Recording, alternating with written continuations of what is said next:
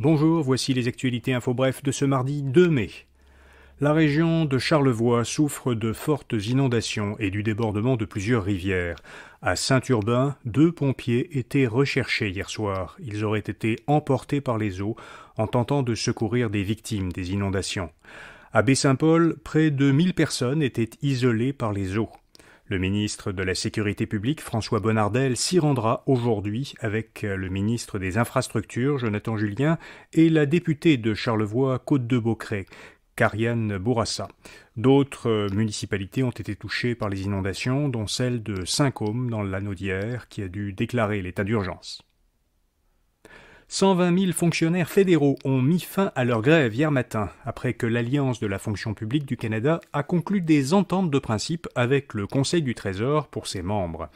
L'Alliance dit qu'elle a obtenu des augmentations de salaire de 12,6% sur 4 ans et un montant forfaitaire unique de 2 500 $ par employé.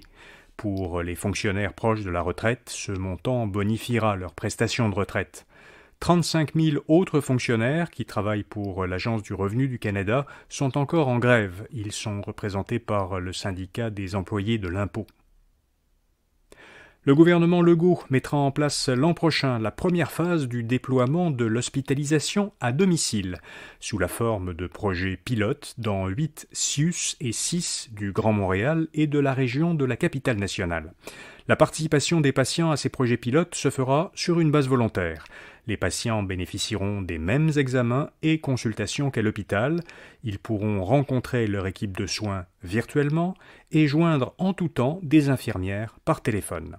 Selon la ministre déléguée à la Santé, Sonia Bélanger, l'hospitalisation de patients à domicile permettra de libérer des lits dans les hôpitaux et elle devrait contribuer à améliorer l'expérience patient. À compter du 12 mai, les voyageurs aériens internationaux qui arriveront aux États-Unis ne seront plus obligés d'être vaccinés contre la Covid-19.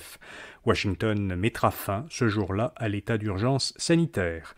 La Maison-Blanche précise que depuis janvier 2021, les décès dus à la Covid ont baissé de 95% et le nombre de personnes hospitalisées de 90%.